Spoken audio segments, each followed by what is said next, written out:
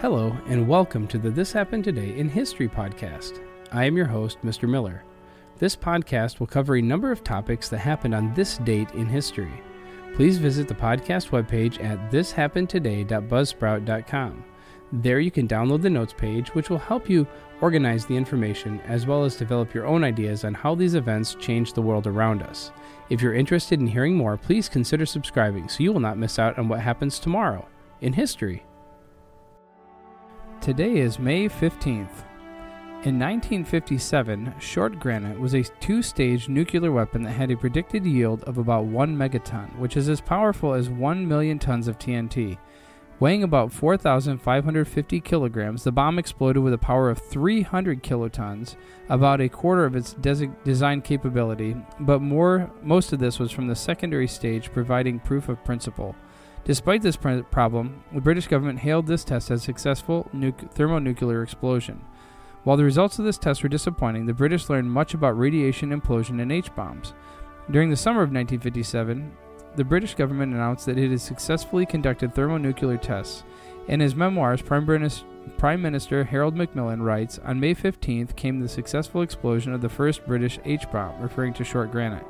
The bomb was dropped by a Valiant B-1 bomber piloted by Wing Commander Kenneth Hubbard and detonated after 52 seconds of freefall. Operation Grapple was the British test program to develop a hydrogen bomb, and it was carried out from 1956 to 1958. It was part of the thermonuclear weapons program that was started in December of 1954 to develop the megaton hydrogen bomb. The test raised a major debate about dangers of nuclear weapons and led to the founding of the 1958 of the Campaign for Nuclear Disarmament, which pressed for British and ultimately international abandonment of nuclear weapons. The Cold War and arms race between the superpowers reached a peak by the 1960s, but in 1963 the Soviet Union, United Kingdom, and United States agreed to a nuclear test ban treaty, which has since been signed by many other countries as well. The foundation for SNAP was first built in 1933 as a part of the Agricultural Adjustment Act, the AAA. The program, referred to as Federal Surplus Relief Corporation, was established in the midst of the Great Depression when prices for crops fell dramatically and farms across America were struggling to deal with the excess supply. To support farmers, the federal government bought basic farm commodities at discount prices and distributed them among hunger relief agencies in states and local communities. To formalize this food and distribution and to avoid duplicating efforts by local relief agencies, Secretary of Agriculture Henry Wallace created the food stamp program in the United States. The initiative, called the Food Stamps Plan, was implemented in 1939 under the administration of Franklin Delano Roosevelt, the president, as a key component of the New Deal program. Food assistance was made available to low-income individuals through the purchase of food stamps and the provision of additional bonus stamps that could be used to purchase specific goods identified as being surplus. Participants in this program purchased booklets of orange stamps to buy food and household items including starch, soap, and matches, but the stamps could not be used to buy alcohol, tobacco, or foods eaten at stores. For every $1 in orange stamps that were purchased, an additional 50 cents of blue stamps were given to participants. Blue stamps could be used to buy commodity surplus foods that were listed in grocery stores, including dry beans, flour, cornmeal, eggs, and fresh vegetables. Participants were required to buy the stamps so that money allocated for food purchases would not be spent on non-food items. The program ended in 1943 as World War II and the subsequent economic boom significantly decreased the number of people living in poverty in the United States. More recently, on February 7th of 2014, President Obama signed the 2014 Farm Bill, also known as the Agricultural Act of 2014, into law. The legislation made many changes to SNAP, which the Food and Nutrition Service, FNS, has begun to implement. Agriculture Secretary Tom Vilsack announced on April 1st of 2015 that the U.S.A. awarded $31.5 million in funding to local, state, and national organizations to support programs that help participants in the Supplemental Nutrition Assistance Program, or SNAP, increase their purchase of fruits and vegetables. These grants were made through the Food Insecurity Nutrition Incentive, the FINI, program authorized by the 2014 Farm Bill. There are various types of awards made under the FINI, including small pilot projects, multi-year community-based projects, and large-scale multi-year projects. The 2014 legislation reauthorizing SNAP does not permit benefits to be used to purchase alcoholic beverages, tobacco products, hot food, or any food sold on-premises consumption. Therefore, soft drinks, candy, cookies, snack crackers, and ice cream are all eligible items to purchase with SNAP benefits. In the years ahead, stakeholders will be discussing how to improve nutrition among program participants now and in anticipation of the next Farm Bill.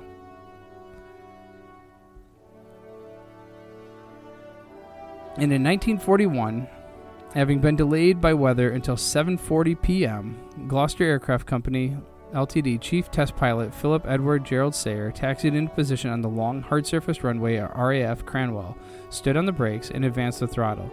When the engine reached 16,000 RPM, Sayer released the brakes, and the little airplane began to roll forward. Acceleration was slow, relying on the feel of the flight controls rather than the pre-calculated airspeed. Sayer lifted off after 600 to 700 yards at about 80 miles an hour. At 1,000 feet, he retracted the landing gear and continued to climb at reduced RPM. He reached a maximum 240 miles per hour indicated airspeed at 4,000 feet. Sayer landed after a 17-minute first flight. The airplane was a Gloster-Whittle E 2939, registration W4041/G, the first of two prototype fighters powered by turbojet engine. The G in the registration indicates that it was for security reasons. The /G in the registration indicates that, for security reasons, the airplane is at all times to be under guard when it is on the ground. It was a single-seat, single-engine, low-wing monoplane of all-metal construction. The E-2939 had retractable tricycle landing gear, one of the first fighter-type aircraft with that configuration. The turbine drove the compressor at the front of the engine through a central drive shaft. The exhaust gas left the engine and passed through a straight pipe to the rear of the fuselage. The high-velocity gas exiting the tail of the aircraft, thrust, resulted in the aircraft being propelled forward at a proportional velocity. Because of the limitations of materials technology, the Whittle W.1 had a limited life service of just about 10 hours.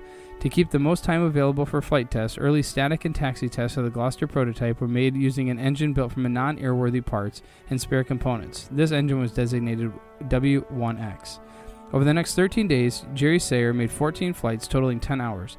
The E-2939 reached a maximum of 25,000 feet and 300 miles per hour. The W4041/G was restricted to 2G maneuvers because of stress placed on the cast aluminum compressor case. Gloucester test pilots conducted 3 series of flights with a W4041/G with Gloucester test pilot John Grierson in the cockpit on June 24, 1943. He climbed to 41,600 feet in 27 minutes and reached an absolute maximum altitude of 42,170 feet.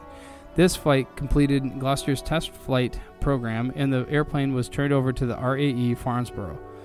A second Gloucester was built, the W4046/G, using an improved Whittle turbojet engine. The second prototype reached a maximum speed of 505 miles per hour in level flight at 30,000 feet, or 0.74 Mach. On July 30th, 1943, the 46 was lost when its ailerons jammed at high altitude. The pilot bailed out and parachuted to safety, but the prototype jet was destroyed.